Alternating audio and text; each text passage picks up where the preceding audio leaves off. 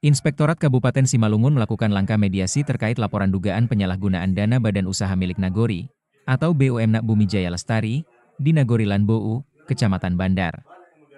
Mediasi yang dipimpin langsung Inspektur Pembantu Khusus, Berlin Purba, berlangsung pada Rabu, 29 Oktober 2025, sekitar pukul 10 waktu Indonesia Barat. Dalam arahannya, Berlin Purba meminta pengurus BUMNAK dan Pangulu Nagori Lanbou, Haidir Jailani, untuk menyelesaikan persoalan secara musyawarah. Berlin juga menegaskan agar Pangulu segera mengembalikan sisa dana BUMNAK yang masih berada di tangannya. Berlin meminta supaya Pangulu tidak usah mengurusi uang BUMNAK. Tugas Pangulu hanya melakukan evaluasi terhadap efektivitas BUMNAK agar berjalan sesuai ketentuan.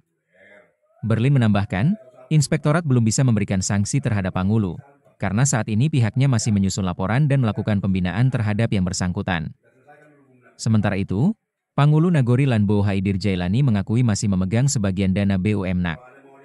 Namun, menurutnya jumlah uang itu tidak sebesar yang dilaporkan pengurus. Haidir Jailani mengaku, perhitungannya hanya memegang uang BUMNAK sekitar antara 14 juta hingga 19 juta rupiah, bukan 28 juta seperti yang disebutkan pengurus BUMNAK.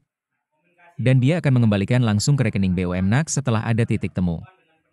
Sebelumnya, pada 21 Oktober lalu, 3 pengurus BUMNAK Bumi Jaya Lestari, masing-masing manajer, sekretaris, dan bendahara, resmi melaporkan Pangulu Lanbou ke Inspektorat Simalungun atas dugaan penyalahgunaan wewenang terkait sisa dana sebesar Rp28.645.000.